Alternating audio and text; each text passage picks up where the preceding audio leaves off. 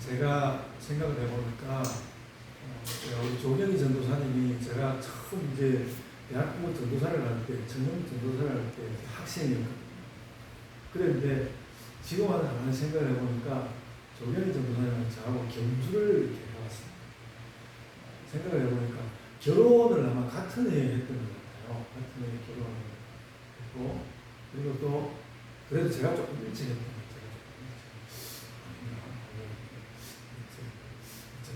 그랬습니다. 그리고 그 첫째 아이를 낳았는데 이 아이들도 93년 2월달에 같이 태어났습니다. 누가 또 먼저 태어났는지 좀 잘 모르겠는데 경주를 하고 왔습니다.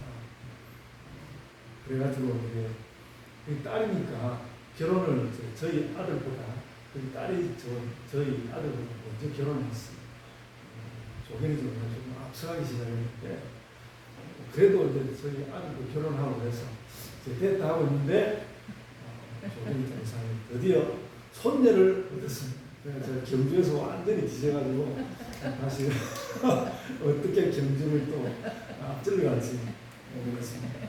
어쨌든 그래가지고 우리 조경희 전도사님이 할머니가 됐어요. 할머니가 됐습니다. 그래가지고 우리 조경희 전도사님에게 조용하게 사명이 하나 주어졌는데요. 우리 전도사님 뭐 자녀들도 잘 키우셨지만 이제는 손녀를 믿음으로 키워야 하는 그런 사명이 주어졌습니다. 고메디우스는 유아기에 적절한 때에 성경 말씀을 암송하도록 그걸 꼭 해야 된다고 전도사님 잊어버리지 말고 저도 이제 경주를 하고 있으니까 머지않아서 저도 손자를 오든지 손녀를 오든지 올 것입니다. 저도 잊어버리지 않고 성경 말씀 암송하도록 하겠습니다. 그런데 어떤 말씀을 암송을 할까? 제자 훈련을 염두에 두고 69절 암송, 유명한 암송 구절이 있는데 아무래도 유아기에는 적절하지 않은 것 같습니다. 그래서 저에게 이제 아이디어가 하나 있는데요. 그 유아 아동기의 세계에서 가장 좋은 그 세계관 그림책 코메니우스의 그 세계도회 우리 전도사님이 없다고 하면 제가 하나 빌려줄 수도 있습니다. 그 세계도회를 보면 제가 이런 성경 암송책을 하나 만들어야 된다는 생각을 했어요. 그 세계도회를 하나 넘기고 또 150페이지로 되어 있는 150개의 그림이 있는 그 세계관 그림이고 온갖 것이 다 있습니다.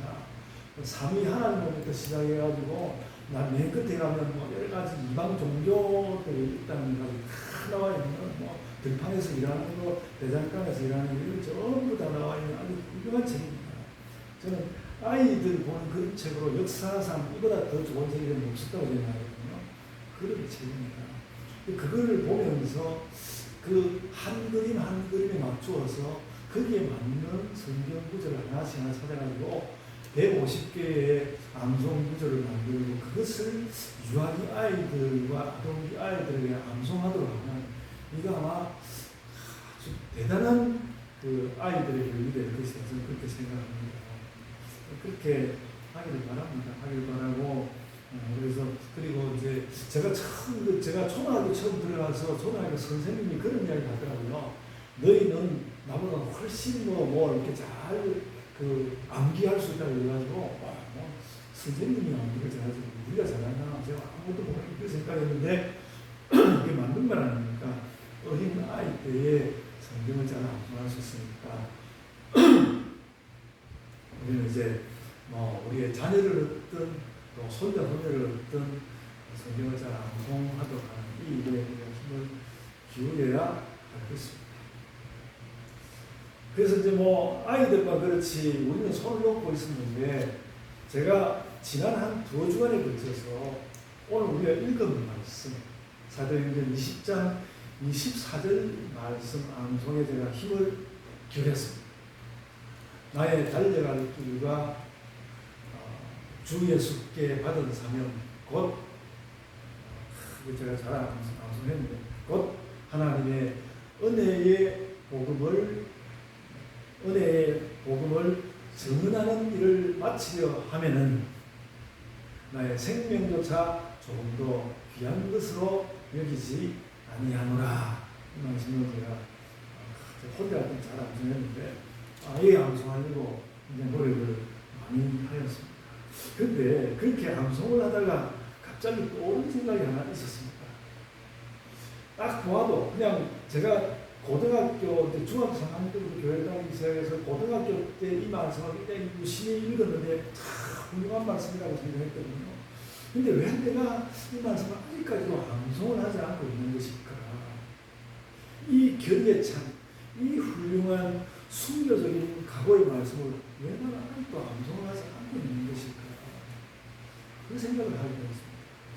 뭐 물론 게으름이 기본 문제이지만 가만히 생각을 해보면서 어떻게 보면 바울의 이 말을 제가 너무 멀게 느꼈다. 나는 도저히 뭐 이런 바울같이 이렇게 훌륭한 사람의 말을 따라갈 수가 없으니까 너무 멀게 느껴서 그걸 암송하고 나도 그렇게 해보리라는 생각을 하기가 어려웠던 말씀이었다고 그렇게 느꼈던 것 같습니다. 나의 달려갈 길이라는 것 그 자체가 저에게는 바울만큼 또렷하지가 않고 그렇지 않습니까? 바울만큼 또렷하지 않았다는 나의 달려갈 길이 또렷하지 않고 복음 전하는 것을 정말 나의 전적인 사명으로 삼고 그렇게 산 것까지도 못하고 복음을 전하고 싶은 마음은 있지만 세상과 복음은 너무너무 다 멀어 보이고 나도 복음으로 좀 먼데도 세상은 너무 멀고 세월이 갈수록 더 멀어지는 것 같고 만약에 이 일을 위해서 목숨을 바쳐야 하는 때가 온다면 정말 고민은 해보겠지만 그래도 정말 그렇게 하겠다는 각오를 내가 깊이 고민한 적도 없다는 것을 저는 느꼈습니다. 그래서 바울에게는 너무나 구체적이었던 지금 오늘 여러분 20장 17절로부터 27절에 걸치는 바울 사도의 이 에베소 장로들을 향한 이 이야기는 굉장히 중요한 말씀입니다. 그러니까 바울 사도가 유럽과 아시아에 전력을 다하여 자신의 생애를 바쳐서 정말 선교 전도를 하고 난 뒤에 자기의 전도와 선교를 마무리하는 장면이거든요. 마무리하고 이제는 이제 예루살렘과 로마로 다시 갈 것입니다. 근데 마지막으로 올 사역을 앞두고 자신의 삶을 자신의 선교를 하여 마무리하는 자리에서 자신의 삶을 그렇게 구체적으로 여러분이 기독교 역사로 말하면 정말 역사적인 한마디 말이거든요. 역사적인 말. 근데 바울에게는 그렇게 구체적이었던 것이 저에게는 구체적이지 않고 자꾸 추상적인 엄청난 말이야 역사적이야 그런 말은 하지만은 그것이 나에게 구체적으로는 그렇게 느껴지지 않았다는 것이죠. 그래서 그리고 이런 삶을 향해서 나가는 바울이 훌륭하기는 하지만 나는 그러지 못한다는 느낌이 나도 모르는 사이에 내 안으로 스며 들어서 이 말씀을 암송하는 것까지 자꾸 밀어내면서 암송을 하게 된 것이죠. 여러분들 돌아보십시오. 저는 그렇게 하나님께서 내가 목사님도 되고 신학교 교수도 하고 그런 사람이 근데 어찌나 이렇게 중요한 말씀을 내가 암송을 안 했던 것일까 생각해 볼 때 왜라고 그렇게 된 것일까.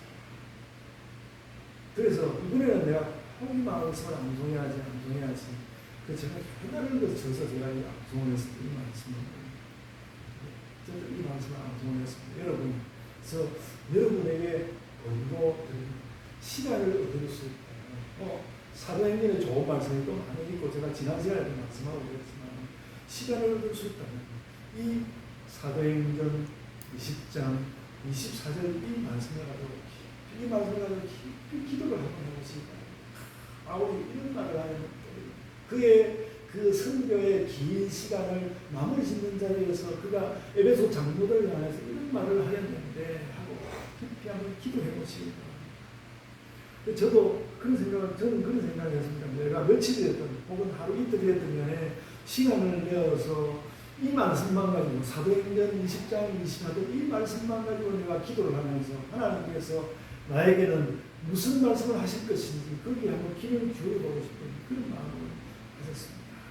여러분, 바울의 이 20장 24절의 이 각오는 예수님을 믿다가 그러다가 믿음에 있어서 매너리즘에 빠진 신자들의 내면에 불어닥치는 회오리 바람이 있습니다. 그래서 그 회오리 바람을 받아들여야지, 그 회오리 바람을 받아들여야지 자꾸 뭐 이런 미국에서나 불어라, 또 아무개에서나 불어라 하고 믿으면 안 된다는 것이죠.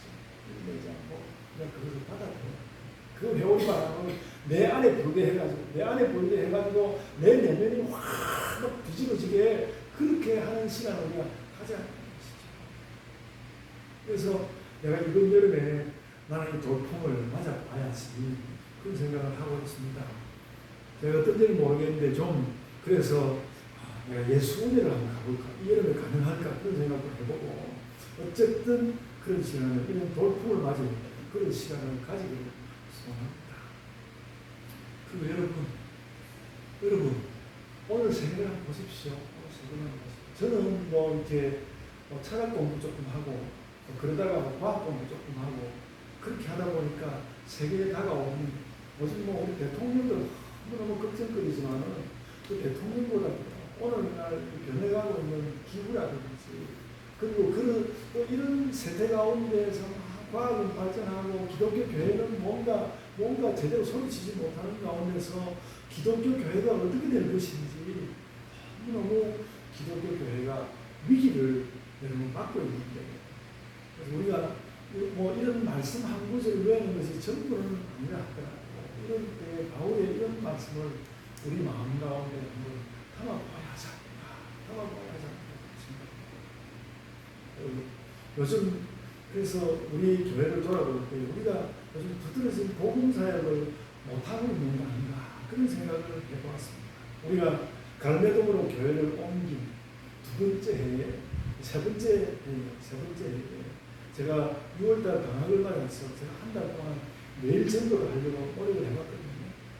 어쨌든 그래서 뭔지 모르겠지만 그때 뭔가 마음이 다 지친 것 같았고 그래가지고 그 다음으로는 그 일을 하지 못했는데 제가 다시 그 일을 하겠다는 것보다도 이제 더 이상은 이런 어떤 그 복음과 관련해서 특별한 사역을 할 수 없을 것 같아 이렇게 생각한다면 너무 제 자신이 너무 실망스럽고 있어서 좀 실망할 수밖에 없는 그런 생각입니다. 그래서 오늘 바울 사도의 이런 말씀을 보면서 우리가 더 복음적인 것에 대한 새로운 시도, 어떤 운동, 움직임, 그리고 역동성, 뭔가 움직임이 우리에게 일사되지 않는가 그런 생각을 하였습니다. 그래서 우리가 사람들에게 너무너무 매달리는 그런 전도를 하지 말자고 그렇게 작정을 하는 것까지는 잘했는데 그러고 나서 보니까 전도를 하지 않는 교회가 된 것은 아닐까 이런 생각을 제가 이번 주간에 지내면서 신나게 하게 되었습니다. 그래서 다시 더 좋은 일 찾아야 되겠다. 다시 더 좋은 일 찾아야 되겠다. 그런 생각입니다. 그래서 그렇게 해서 그런 걸 가지고 또 우리 자신을 막 못 견디게 하고 여러분들 제 설교를 들으면서 우리 목사님 또 뭘 하려고 저러나 그렇게 생각하실 것 같고 우리를 못 견디게 하는 그런 것이 아니라 우리의 살아가는 것, 우리가 예수를 믿는 것이 우리의 삶이 정말로 복음적이 되게 하는 것. 우리의 오늘 속에서 할 수 있는 일들, 사는 방법을 찾아야 하지 않는가. 그런 생각이 되고, 현재는 답이 없습니다. 현재 답이 없다고. 현재 답이 없습니다. 답이 없고요. 답을 찾자고. 답을 찾는데, 그 답을 찾아야 하는데, 바울 사도의 이 20장, 24장, 사도행전 20장, 24절의 이 말씀은 우리에게 너무너무 우리에게 모범이 되는 좋은 말씀이라는 것입니다. 여러분, 바울의 이 말씀을 대하면서 자꾸 저 잘 몰랐는데 자꾸 그 작년에 소천한 미국의 팀 켈러 목사님을 생각하게 되었습니다. 그는 21세기에 가장 성공한 도시 선교 사역자로 불렸습니다. 제가 그 이력을 살펴보니까 너무 보수적이라고 이렇게 저처럼 이렇게 철학 공부 좀 하고 이런 사람을 가지고 싫어하는 학교인데 웨스트민스터 신학교에서 설교학 교수로서 설교학 교수였더라고요. 뭐 그러기도 했고 그러다가 뉴욕 맨하탄 뉴욕의 맨하탄에 가면 우리나라 같으면 압구정동이나 강남 한중간 그런 데 정도가 되는 것입니다. 여러분 아시겠지만 거기에 리디머 교회라는 이미 교회가 있었는지 모르겠는데 한 50년 정도로 시작했다고 하니까 그래도 시작이 웬만했다는 생각이 들고요. 그런 교회를 세워서 한 5천 명 되는 교회를 이뤘다고 합니다. 그분은 이렇게 막 교회를 크게 번창하게 하는 걸 원래 이렇게 지향하지 않았다고 하거든요. 그래도 한 5천 명 되는 그런 교회를 세워낸다고 합니다. 이미 이 목사님 이야기를 여러분들 하게 되는데 제가 이분에 대한 요즘 이분에 대한 연구가 굉장히 많습니다. 논문들을 읽고 책도 읽고 그렇게 보려고 합니다. 작년 23년 5월 19일 최장암과 합병증으로 소천하셨다는데 1년도 지났고 그가 72세. 근데 그의 목회와 그의 서적들에는 아직 잘은 모르지만 바울 사도가 자신의 삶을 다해서 했던 전력 투구라는 것을 보이고요. 제가 목사로서 그의 뒤를 따르기는 이미 그만큼 해내기는 이미 느끼는 했지만 누군가 저도 하여간 남은 시간을 그렇게 노력해보고 누군가가 또 다른 사람이 저보다 젊은 사람이 이분에게 배워서 뭔가 하려고 한다면 좀 더 쉽게 다가갈 수 있도록 뭔가 좀 그런 쉬운 마련을 해줄 수 있지 않겠는 그런 생각을 하면서 진심으로 그의 목회를 켈러 목사님의 목표를 배워보고 싶습니다. 제가 신학교에서 이거 강의를 한번 해보려고 했거든요. 켈러의 목회 우리가 강의를 해보려고 했는데 기회를 잡지 못했습니다. 네, 여러분 그 켈러 목사님의 그런 부분 구체적으로 아는 것은 거의 없습니다만 그래도 그가 이렇게 크게 손 나오게 이렇게 이야기를 나오는 좌측이든 우측이든 그 누구도 그를 잘 비판하지 않으면서 훌륭한 목사님으로 이야기하고 있는 그분을 보면서 바울의 20장 24절에 나온 이 고백이 전절에 보였습니다. 정말 이렇게 다양하지. 그리고 티켈이라는 그런 분이 현대에 있으니까 따라가 봐야 하지 않느냐.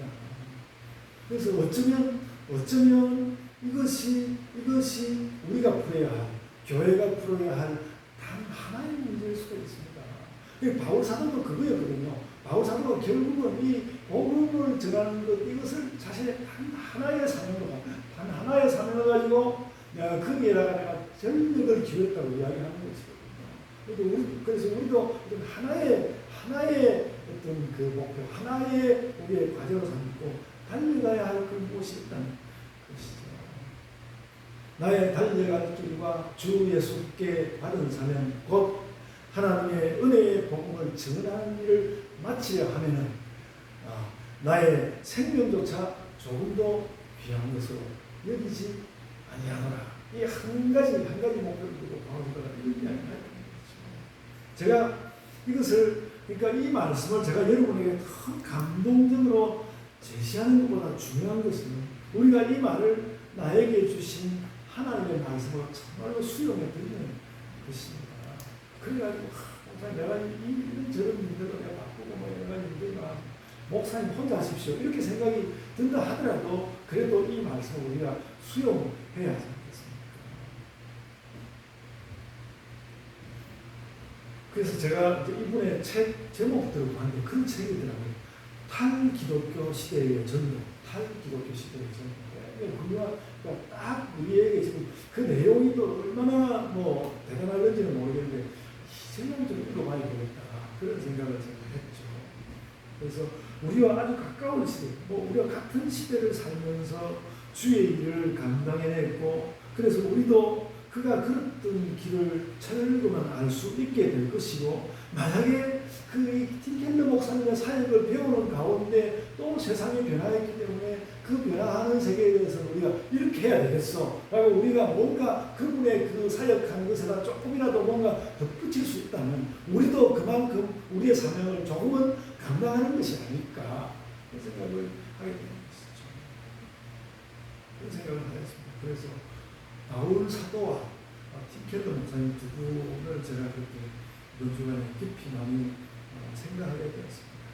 두 가지 제가 이 24절 말씀을 가지고 두 가지 말씀을 하겠습니다. 한 가지는 24절 이 말씀 자체를 가지고 바울을 생각하면서 그 24절 말씀을 깊이 묵상하고 수용하는 수련을 해야 되겠다. 기도해야 되겠다. 그런 수련을 해야 되겠다. 둘째는 또 하나는 바울을 닮은 것 같은 이 팀켈러 목사님이 배워야 됩니다. 제가 배워가지고요. 제가 배우고 공부해가지고 좋은 말씀을 제가 여러분 전해드릴게요. 배웁시다. 그것이 제가 오늘 24절에서 하는 말씀 두 번째, 오늘 말씀 두 번째 이야기. 이 24절 말씀이 워낙 강한 말씀이라서 그렇지 이 말씀을 하나하나 뜯어보면 오늘 읽은 본문을 가만히 뜯어보면 오늘 본문 말씀 전체가 매우 짜임새가 있는 말씀입니다. 매우 짜임새가 있는 말씀입니다. 특별히 그 중에서 저는 19절, 20절, 21절 말씀에 주목합니다. 그 세 절의 말씀에 주목합니다. 19절에는 그러니까 그렇게 전력을 다하는 사역자가 되기 위해서 어떤 사역자가 되어야 하는지 바울 사도의 사역자로서의 각오가 보입니다. 그리고 또 20절에는 가르치는 자로서의 바울의 모습이 보입니다. 그리고 21절에는 그 가르침들 중에서 가장 중요하고 특별히 중요했던 증언이 무엇인지를 말씀합니다. 그러니까 24절 말씀에 앞서서 바울은 이미 자신의 사역의 태도와 또 교회에서 가르침의 내용과 또 자신의 어떤 증언의 핵심에 대하여서 정리를 해두고 있습니다. 그래서 제가 지금 마치 교육학 수업 시간처럼 제가 이 세 구절을 해설해 보려고 합니다. 이것을 그러니까 이 19절, 20절, 21절의 말씀을 잘 이해하고 그것을 잘 하게 된다면 우리는 24절의 그 바울 사도가 보여준 각오에도 상당히 많이 다가갈 수 있을 것이다. 이렇게 생각합니다. 19절 말씀은 자신이 사역자로서 다른 게 아니라 예수님을 잘 섬겼다. 내가 예수님을 잘 섬겼구나 하는 말씀입니다. 우리도 모두 그렇지 않습니까? 우리가 예수님을 마음에 두고 잘 살리고 다짐하고 애쓰는 것은 다름이 아니라 예수님을 섬기는 것입니다. 예수님을 섬기는 것인데, 근데 바울은 예수님을 섬길 때 한 세 가지 정도의 이야기를 했습니다. 내가 이렇게 한 세 가지 정도의 나의 그 자세를 가지고 있었다. 예수님을 섬길 때 바울은 겸손과 눈물과 시험에 대하여서 인내하는 것을 가지고 하였다고 그렇게 좀 그 19절 읽으면 약간 복잡합니다만 제가 정리해보면 그렇습니다. 겸손과 눈물과 시험을 이기는 자세로서 내가 이 사역을 감당하였다고 이야기하고 있습니다. 곧 모든 겸손과 눈물이며 유대인의 관계로 말미암아 당한 시험을 참고 주를 섬긴 것과 이렇게 이야기했거든요. 여러분, 우리는 겸손에 관한 이야기 좀, 겸손에 관한 이야기 좀 하기로 하는데, 우리는 우리 자신만으로는 아무것도 할 수 없다는 것을 알기 때문에, 나 자신만으로는 아무것도 할 수 없는 것을 알기 때문에 예수님을 믿습니다. 이것이 기독교인 겸손의 원천입니다. 주님, 나 혼자서 아무것도 못해요. 당신이 있어야 돼요. 우리 겸손의 원천입니다. 그래서 그것은 세상의 겸손하고 조금 다릅니다. 우리의 믿음에는 이런 겸손이 내재되어 있는 것이죠. 제가 지난번에 설교하면서 한번 제가 학교에서 지난 학기 굉장히 어려웠다는 이야기 좀 했는데, 그래도 제가 지난 봄학기에 신학대학 학생들을 가르치면서 제가 다른 것보다도 교육학과 선생님으로서 세계에 대한 공부를 게을리하지 말아라. 세계에 대해서 배워야 된다. 세계에 대한 공부를 게을리하지 말라고 무조건 제가 가르쳤는데요. 그런데 그 세계에 대한 공부라는 것도 저의 어떤 겸손한 태도가, 제 겸손한 태도가 학생들에게 보일 때 학생들이 수용하는 것 같습니다. 많은 학생들이 저를 별로 안 좋아하기도 하고 그랬습니다만 저에게 다가와서 말을 걸어주는 학생들이 저에게 궁극적으로 하는 이야기는 교수님이 좀 겸손한 모습이 좀 있었습니다. 그거였습니다. 그러니까 제가 이런 것을 가르쳐도 그것을 받아들이는 것도 제가 겸손히 그 앞부분에, 그러니까 겸손이라는 현관을 통해서 다른 배움으로 또 들어간다는 걸 제가 알게 됐습니다. 겸손한 것이죠. 여러분 그렇습니다. 우리는 예수가 없으면 안 되는 신자의 겸손, 예수가 없으면 안 되는 신자의 겸손, 또 거기에서 나오는 인간적 겸손으로서 우리는 복음 사역을 해낸다는 것이죠. 바울이 겸손을 이야기하는 건 저는 거의 그것에 가까울 거라고 생각합니다. 그리고 그 다음에 눈물 이야기인데요. 눈물은 겸손과는 또 좀 다른 것 같습니다. 겸손함으로 전력을 다해서 다가갔는데 그래도 끝내는 감당할 수 없는 것이 있다면 눈물을 흘릴 수밖에 없다. 주님, 왜 이게 안 되는 것입니까? 왜 이거 안 되는 것입니까? 하고 눈물을 흘릴 수밖에 없지 않습니까? 그래서 우리가 하나님 앞에서 죄송함으로 눈물을 흘리고 안타까움으로 눈물을 흘린 그 바울을 느낄 수 있습니다. 그가 예수 그리스도를 향하여서는 너무나 절절했기 때문에 그 절절함을 느낄 수 있다면 그가 눈물을 흘렸다는 말도 우리 이해할 수 있습니다. 최고 선교자 바울조차 그렇게 눈물을 흘렸는데 우리도 눈물을 흘릴 수 있을 것입니다. 흘릴 수 있습니다. 그래서 그런 눈물에는 뭐 성도들의 고통도 섞여 있고 아직은 이루지 못한 어떤 교회의 성장, 성도의 성장 이런 이슈도 있을 것입니다. 그런 면에서 눈물이라는 것은 어쩌면 우리 부족을 개선하는 주님 우리가 해봤는데 모든 것을 다 쏟아봤는데 이게 안 되는 우리 부족을 개선하는 것, 또 우리 사역의 미래에 나아가야 할 것, 교회의 미래, 그러니까 눈물을 흘리는 거기에는 서글픔의 감정만 있는 것이 아니라 교회의 미래가 있다는 것이죠. 눈물의 교회의 미래가 있다. 또 우리 삶의 미래가 있다. 그래서 우리도 우리 자신과 교회의 미래를 생각하면서 원하지만 이루지 못한 것들로 인하여서 우리 눈물을 흘릴 수 있습니다. 여러분, 그간에 여러분이 복음과 교회를 위하여 얼마나 눈물을 흘렸습니까? 제가 여러분을 따져 묻는 것이 아니고 그냥 생각해 보자고요. 우리가 복음을 위하여 얼마나 눈물을 흘렸는가. 바울 사도는 내가 눈물로서 이 사역을 감당했다고 지금 이야기하고 있습니다. 그래서 우리가 바울처럼 혹은 구약 성경에 나오는 예레미야처럼 이제 우리 모두가 눈물의 신자가 되기를 소원합니다. 한참 지났지만 드라마 눈물의 여왕이 한동안 온 세상에 화제가 되지 않았습니까? 복음의 열심으로 눈물의 여왕이 아니라 눈물의 신자가 눈물의 신자.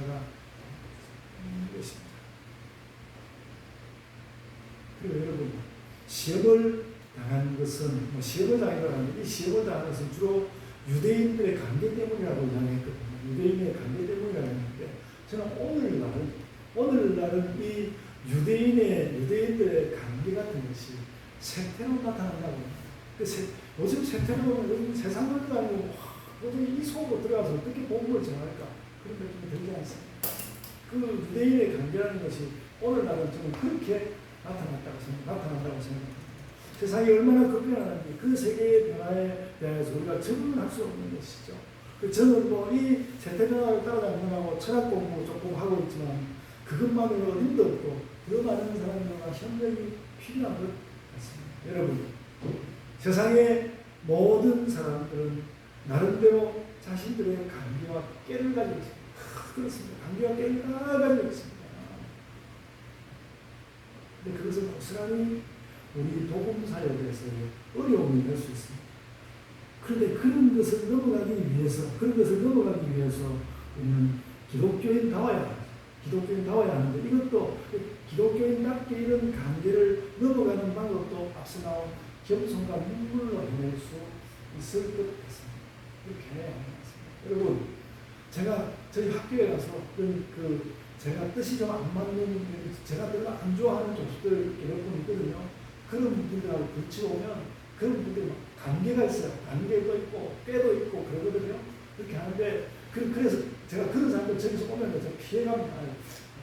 부딪히는 걸 싫어하고 피해서 가고 있는데 우리가 그렇게 피하는 마음을 가지기보다는 부딪히기도 하고 눈물을 흘릴 수 있고 겸손할 수 있는 그런 자세를 가지고 좀 뭔가 그러니까 바울 사도의 이런 말씀을 읽으면서 그가 든든하게 이런 것들을 툭툭 넘어서 갔다는 걸 알 수 있고 우리도 그래야 한다는 거죠. 복음이라는 말 자체는 들어있지 않은 말들인데 바울은 자기가 가장 오래 목회하고 그리고 바울 사도가 그 긴 시간 선교를 했어요. 긴 시간 머물렀던 교회가 두 교회가 있습니다. 고린도 교회와 에베소 교회. 그 중에서도 시간 다 계산하면 에베소 교회가 가장 긴 시간이었다고 하는데 자신이 가장 길게 가장 오랫동안 목회했던 에베소 교회를 하는 그러니까 에베소 그래도 가장 긴 시간이 있었던 그 에베소 교회를 향해서 그가 무슨 말을 했냐면 겸손과 눈물과 그 관계를 느끼면서 인내 그리고 시험을 이기는 인내를 배우는 그러니까 우리도 이렇게 우리의 인생을 살아가면서 복음을 감당하고 하는 그런 것을 해야 하지 않겠습니까? 이어서 20절입니다. 20절에서는 뭐 유익한 것은 무엇이든 다 가르쳤다고 말씀하고 있습니다. 유익한 것은 다 가르쳤다. 이것도 우리가 복음을 위하여서 가르치고 배우는 걸 자꾸 찾으라는 것으로 저는 있는 것이 좋겠다고 생각합니다. 모든 것을 가르친다. 그런데 우리가 뭘 이렇게 사역을 해보고 뭘 해보면 뭔가 부딪히고 덜거덕거리고 잘 안 가지지 않습니까? 우리가 요즘 그런 것이 너무너무 우리 교회가 너무 많지 않습니까? 덜거덕거리고 잘 안 가지면 배우고 가르치고 그렇게 해야 그리고 자꾸 찾으라. 무엇이든 유익한 것이면 무엇이든 내가 가르쳤다. 유익한 무엇이든 가르쳤다. 이미 말씀드렸죠. 세대도 달라지고 교회 상황도 달라지고 만나는 사람도 달라지고 또 우리가 세상 알아야 할 것들도 생기고 또 인생의 빛깔들도 달라질 수 있습니다. 무엇을 해야 한다고 딱 이것만 하면 돼. 딱 정하는 것보다도 더 중요한 것은 꾸준히 이렇게 유익한 것이라 복음을 위하여 유익한 것이라는 또 배우고 또 가르치고 또 생각해보고 또 묵상하고 그렇게 하는 자세가 우리 중요한 거죠. 바울 사도는 그런 것을 해왔다는 거죠. 내가 2년 넘게 3년 가까운 그런 시간을 보내는 거 내가 무엇이든지 필요한 것이라면 내가 다 가르쳤다. 여러분 복음은 원래부터 단단하지만 세상이 늘 흔들리기 때문에 우리는 스스로 흔들려가면서 내 스스로 흔들려가면서 복음의 유익한 것을 가르칠 수 있고 배울 수 있어요. 제가 팀 켈러 목사님의 책을 공부를 하겠다는 게 그런 것이죠. 세상이 바뀌었어요. 그러니까 우리는 팀 켈러 목사님이 오늘날 현대를 생각하고 이해하는 거가 뭔가를 모르는 것이 있는 것 같아요. 뭔가 모르는 것이 있는 거죠. 배워야죠. 내가 무엇이든 가르쳤다고 하는 그 말씀입니다. 우리도 배워야 한다.